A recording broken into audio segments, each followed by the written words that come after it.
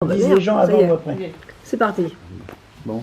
Gérard Alors, Tailleux. Gérard Tailleux de Longueuil, près de Varangeville-sur-Mer, né le 9 mai 1932.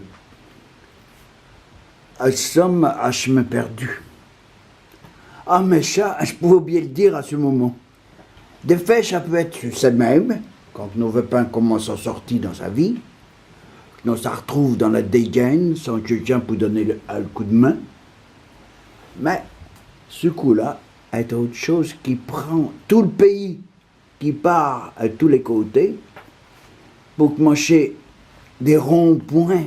Au lieu d'autres automobilistes, ils ont pris un coup de sang après qu'ils avaient fait le compte suite aux taxes sur le coco à mettre. Engoncé dans le gilet jaune, il rit jaune et tout, face à tout ça qui les tombe dessus, qui vient d'un gouvernement qui voudrait même foutre bas. Les plus remontés, ils n'ont jusque-là. Ils font vert dans les villes au lieu qu'ils se gênent pas pour tout briscailler, puis surtout ça prend à la police qui représente l'ordre, qui veulent plus entendre parler. En brindiers qui sont comme eux autres dans le modernisme, mais pas capables de se payer tout ça, le commerce le pousse à consommer. Ils vivent pour beaucoup à crédit dans le catégorie, à se retrouver ça en dessous le 15 du mois passé. Ils le disent pauvres, mais équipés à la moderne quand même. Ils n'ont plus rien à faire avec les siennes d'à haute fait qui vivaient de rien, en loc, qui baissaient le tête pas devant le riche. Qui chacun ne compte, style-là, il appelle sous. Nous pouvions entendre sur un causer à réclamer ou au coup qui faisait son malin. Ben oui, être heureux avec les temps, ils ont changé. Les nouveaux pauvres en jaune, ils font le commission aux mêmes plages que les plus cossus, plutôt dans les grandes surfaces, qui sont bientôt prêts à foutre en l'air, comme le commerce de lusque qui peut payer vert.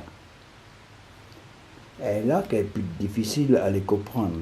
Ils s'y fournissent des pains pour avoir des prix, puis ils sont branchés sur l'Internet comme tout le monde, mais chacun est plus pareil. À ce ils sont plus éduqués qu'à autre fait, pour tenir tête au gouvernement quand ils veillent bien qu'au-dessus de leurs autres, il y a les siennes qui puchent l'argent sans payer l'impôt qu'ils devraient. De nos jours, tout c'est, aussi chaque gueule toujours, plus contre l'injustice comme l'inégalité.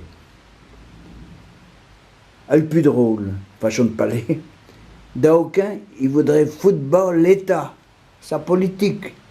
Bien sûr, le président, qui n'a pas vu venir, qui prenait tout sur malva de haut, repenser la société, pour fonder une démocratie participative qui dise, au lieu que tout le monde, et surtout les autres, ils auraient le mot à dire, surtout,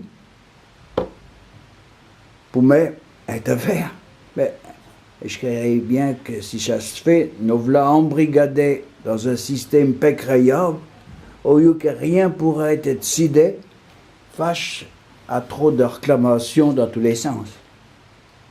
Ils veulent pas le boxon quand même. Chacun nouveau dans les manifs d'Aste, la façon de faire. Chapard sans crier gare. Pichépin déclaré. Organisé seulement par l'informatique avec ses réseaux. Ils se parlent tout le temps, entre eux, et tout partout. Et du vite fait. Puis la police arrive à peine à contrôler chaque manigance. Comme ça, ils créent qu'ils ont le pouvoir de forcer le gouvernement à se mettre à genoux, pas devant les autres, qui braillent, qui sont tout le peuple. Pour le moment, le restant bouge pas, malgré que l'économie n'a pris un sacré coup. avec des journées de travail perdues pour bien beaucoup, qui sont peut-être encore plus mal lotis. Du coup, si je nomme cette grande crise une révolution, pour sûr ça entraîne des dégâts, mais il va falloir payer pour le bien que ça peut apporter à la marche du pays. Courage aux marcheurs du pouvoir qui vont le mettre au boulot, puis surtout à de la réflexion pour le peuple qui a padrillé la révolte. Et tout. Bon.